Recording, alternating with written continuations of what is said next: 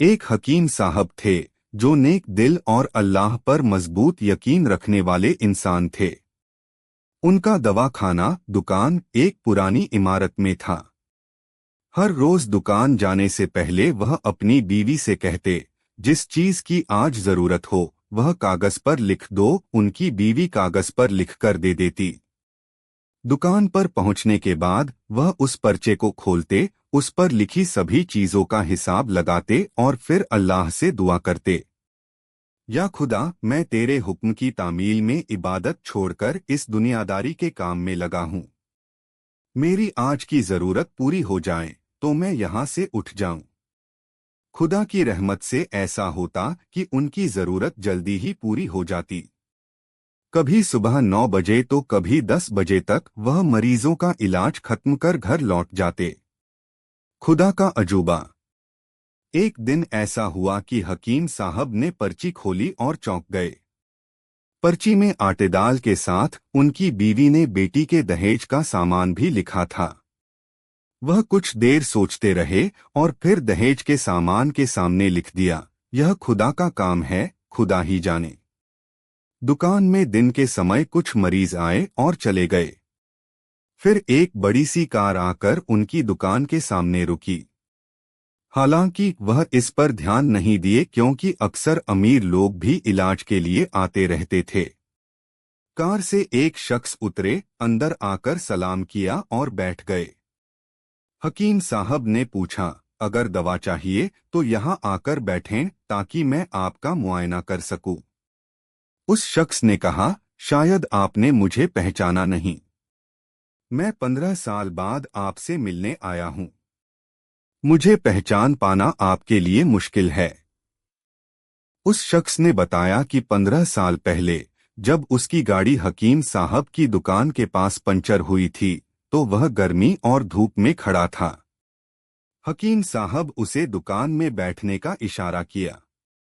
वहां बैठने के दौरान उसने अपनी परेशानी बताई कि वह शादी के 6 साल बाद भी औलाद से महरूम था। हकीम साहब ने उसे तसल्ली दी और अल्लाह से तौबा इस्तगफार करने को कहा। साथ ही कुछ दवाइयां बनाईं और उसे दीं।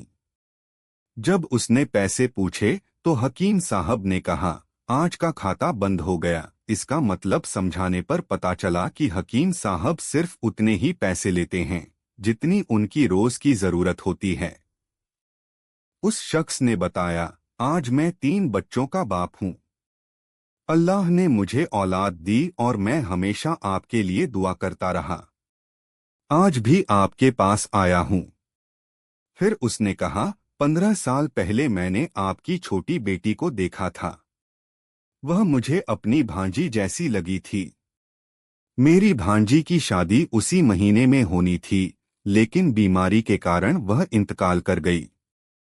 उसकी याद में मैंने और मेरी बीवी ने तय किया कि आपकी बेटी के दहेज का इंतजाम हम करेंगे। उस शख्स ने कहा, मैं आपको मना करने का मौका नहीं दूंगा। मैंने दहेज का पूरा सामान तैयार करवा लिया है। शादी जल्दी हो तो इंतजाम मैं करूंगा और वक्त हो तो नकद रकम भेज दूंगा। यह सुनकर हकीम साहब रो पड़े। उन्होंने कहा, आज सुबह मैंने पर्ची देखी थी। उस पर लिखा था, दहेज का सामान, यह खुदा का काम है। मैं अल्लाह की कुदरत से हैरान हूँ। उसने हर बार मेरी जरूरत को पूरा किया है।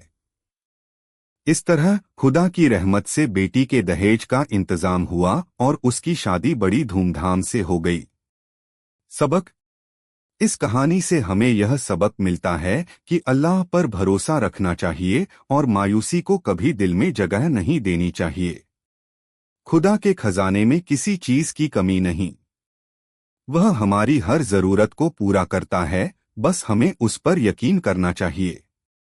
मेहरबानियों का ऐ खुदा, मुझे मांगने का सलीका नहीं और तू देने की हर अदा जानता है। अगर आपको यह किस्सा पसंद आया हो और आप ऐसे ही किस्से कहानियां सुनना चाहते हैं तो हमारे चैनल को सब्सक्राइब करें और नोटिफिकेशन बेल को दबाएं ताकि आपको हमारी हर नई कहानी की जानकारी सबसे पहले मिले।